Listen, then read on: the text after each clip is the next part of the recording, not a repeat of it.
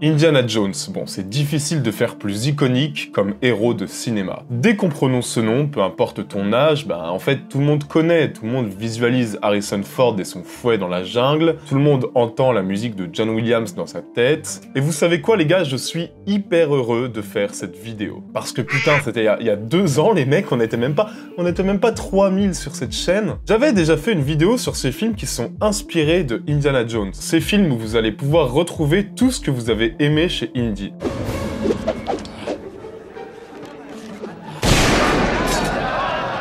Cette vidéo, vous la retrouverez en cliquant ici. C'était clairement un massacre. Je veux dire, wesh, c'est quoi ces cheveux ? Et cette espèce de clair-obscur dégueulasse, mais je suis en déprime en fait, je filme dans une grotte, c'est quoi le délire? Y a pas la mise au point, non mais en fait, y a rien qui va en fait. À part ça, on avait parlé de pas mal de films que j'aime beaucoup, entre Indiana Jones version Jackie Chan, ou alors Romancing the Stone qui est un super film, mais très concrètement, en vrai, il en manquait plein. Hein. Des films d'aventuriers, dans la jungle, avec des héros iconiques et qui ont largement surfé sur le film de Spielberg, il y en a vraiment des centaines. Et je vais vous parler de ceux qui sont loin d'être mauvais, ceux où vous allez pouvoir retrouver le rythme de l'aventure, avec de l'action, de l'amour, des temples maudits, des chasses au trésor, bref, tout ce que vous avez aimé dans les originaux. On va parler de ces films qui sont comme Indiana Jones.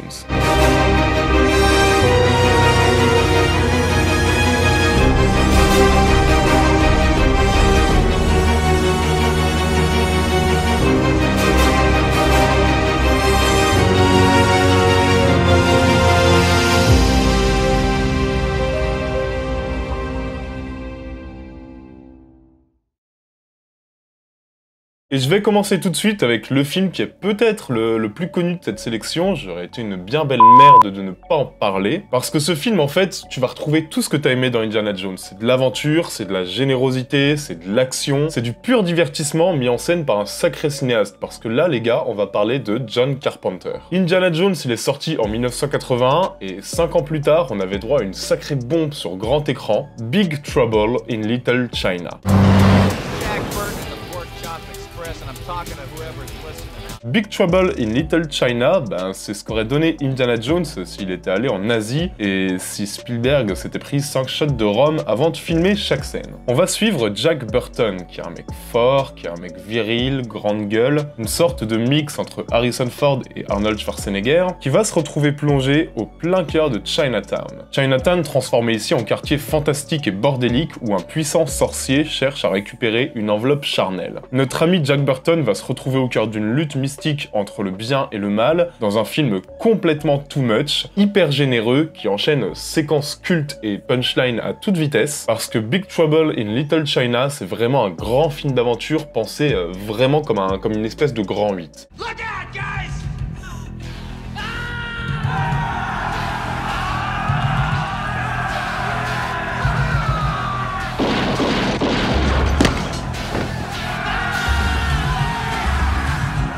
Dès les premières secondes, tu sens que tu vas être face à un sacré délire qui va mélanger aventure, action, fantastique, comédie, et le tout en rendant hommage au cinéma asiatique de l'époque. Et clairement, croyez-moi, c'est un des films les plus généreux que j'ai pu voir. C'est impossible de s'ennuyer parce que c'est tellement drôle et surtout tellement fou et tellement libre, et ça va aller crescendo, hein. Vous vous souvenez de la scène des chariots de la mine dans Indiana Jones 2, où en gros, il y a Indy qui est avec le gamin, et ça s'arrête pas non-stop. Il y a beaucoup de gens qui ont trouvé que cette scène était un petit peu too much. Perso, je l'adore, et ce film, c'est un peu comme si cette scène s'étirait non-stop. Ça pète dans tous les sens, il y a des mélanges de magie et d'arts martiaux, il y a des punchlines d'un Kurt Russell qui est génial dans son rôle. Non, franchement, c'est un film jouissif, mais vraiment jouissif, les gars, et les 20 dernières minutes principalement, mais c'est pépite, quoi. Are they real?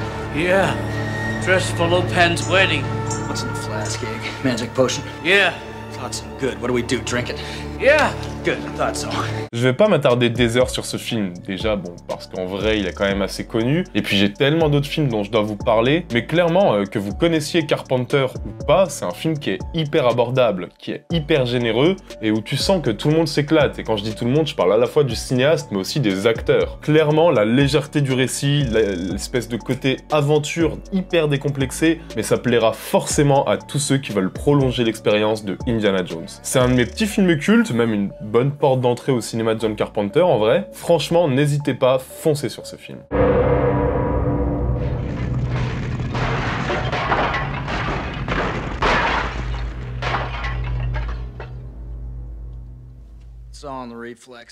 Ok, alors deuxième film, on va vous raconter l'histoire d'une espèce d'intrépide aventurier explorateur qui va avoir traversé 1000 péripéties dans sa vie, qui aura fouillé 1000 tombeaux, qui aura pillé 1000 trésors. Cet aventurier, il s'appelle Alan Quatermain. Et il existait bien avant Indiana Jones, avec des romans, mais même par des films. Il y a notamment un film pas mal qui a été réalisé sur lui dans les années 50, mais c'est pas de celui-là dont je vais vous parler. Moi, je vais vous parler de Alan Quatermain et les mines du roi Salomon, qui est sorti en 1985.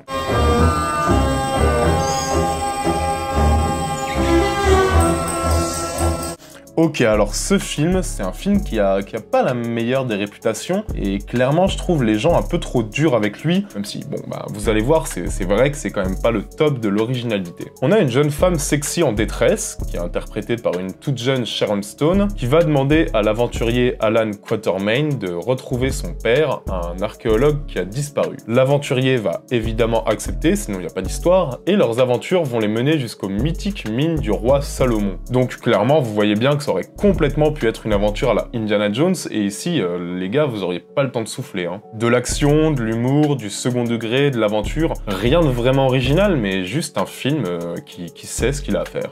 Oh good. It worked. So... Oh my god! Oh, Quatermain!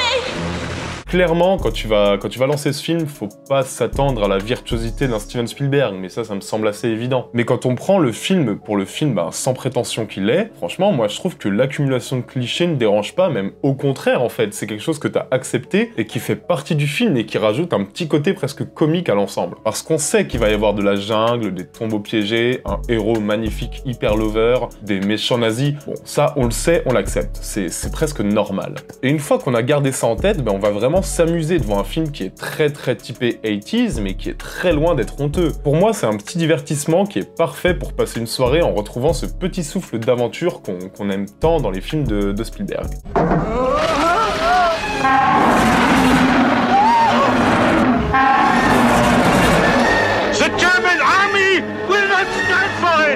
Et malgré ce côté un peu attendu, un peu film qui n'invente pas la poudre, mais je trouve quand même que les gars, Alan Quatermain, il a quand même des qualités qui comptent, il a quand même des qualités à faire valoir ce film. Je trouve que c'est plutôt bien photographié, franchement l'image est plutôt jolie, je trouve que c'est plutôt pas mal écrit et surtout pas mal rythmé, c'est le plus important. Le casting est bon, et surtout le casting s'éclate, et puis il y a quand même, genre à la musique par exemple, t'as Jerry Goldsmith les gars, ça c'est une sacrée plus-value, c'est quand même un taulier ce mec. Donc franchement ouais, je vous conseille de découvrir ce film, c'est un film qui est très honorable, qui n'invente pas la poudre, mais qui reste très sympa, surtout si on n'attend pas grand chose. Juste de prolonger l'expérience Indiana Jones, c'est un film qui fera mais complètement la blague. After all, what did I know about the great white African hunter?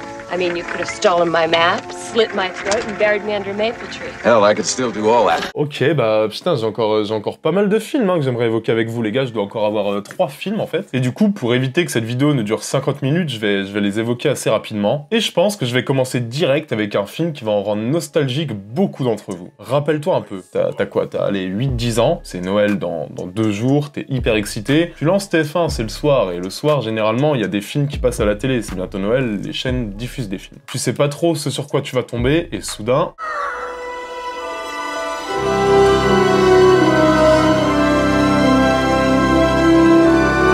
Clairement, ce film, c'est l'Indiana Jones animé de Walt Disney. Il a été clairement vendu comme tel, c'est presque un outil promotionnel, et c'est un sacré souvenir de ma jeunesse. Vraiment, je l'adorais. Dans cette chasse au trésor où Picsou et sa team trouvent une lampe magique convoitée de tous, et en fait, il y a tout ce que tu peux attendre d'un film d'aventure grand public. Bon, alors ouais, l'animation a parfois un peu vieilli, c'est vrai, et le rythme est parfois un peu too much, parfois un peu trop frénétique, ils veulent tellement que t'aies pas le temps de t'ennuyer que vraiment ils y vont à fond. Mais franchement, ce film, je l'ai revu pour cette vidéo, j'avais un peu peur de ce que ça allait donner, et bah, je me suis régalé quoi. Ça reste un super bon moment qui est évidemment ultra référencé et qui ne serait rien sans ses références, qui n'invente rien, mais qui te permettra largement de passer une petite soirée pluvieuse à te faire un petit coup de nostalgie.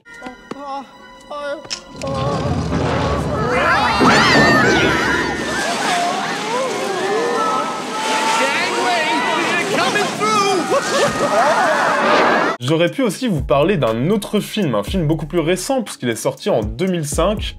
Putain, ça fait presque 20 ans en fait. Un film avec Matthew McConaughey, donc on adore déjà, un film qui s'appelle Sahara, qu'on a trop vite oublié, où donc l'ami Matthew est un explorateur aventurier beau gosse qui va chercher un trésor sur le Nil. Et en chemin, bah écoutez, il va sauver une femme en détresse, en l'occurrence c'est Penelope Cruz, et c'est évidemment un film rempli de clichés. C'est peut-être un peu plus fun que Indiana Jones, enfin, plus fun. Je veux dire, en tout cas, c'est plus humoristique. Ça se prend jamais au sérieux et c'est ce qui sauve le film. Moi, Sahara, j'ai pas mal d'affection pour ce film. Encore une fois, je m'attarde pas dessus, la vidéo va faire 25 minutes, mais ça peut être aussi un bon film à découvrir. Jefferson Davis had how many samples made? Let's get that cannon at the portal. Yeah. Et par contre, pour finir, bon là je le cale en quelques mots, c'est le dernier film de cette vidéo, c'est évidemment le moins bon aussi, clairement il est pas ouf. J'aurais pu vous parler de High Road to China, où tu vas suivre une femme qui doit faire appel à un explorateur intrépide pour retrouver son père disparu dans une région reculée du monde, et merde, putain, vous voyez bien que de toute façon c'est tout le temps la même histoire, ça sert même à rien que je la répète. Et là on est vraiment sur un Indiana Jones cheap, sans aucune thune, sans aucun talent, sans aucune idée, sans grand chose en fait. Allez, si, allez, bon, peut-être avec une dernière demi-heure qui est un tout petit peu au-dessus, où tu retrouves un peu l'humour et l'aventure que t'es venu chercher, mais clairement dans tous les films que j'ai évoqués aujourd'hui, il y a 1000 fois mieux, donc franchement c'est peut-être la solution Z. C'est clairement le film le plus faible de cette sélection en tout cas.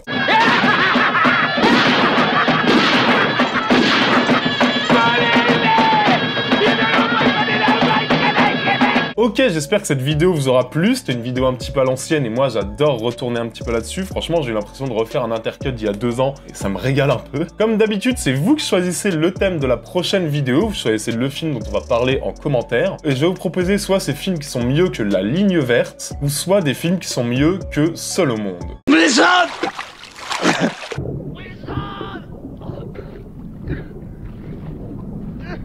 Dites-moi ce que vous préférez dans les commentaires, n'oubliez pas de vous abonner à la chaîne, de mettre la cloche si c'est pas déjà fait, c'est un énorme soutien pour cette petite chaîne. N'oubliez pas non plus que vous êtes les meilleurs, on se retrouve très bientôt, ciao à tous, bisous.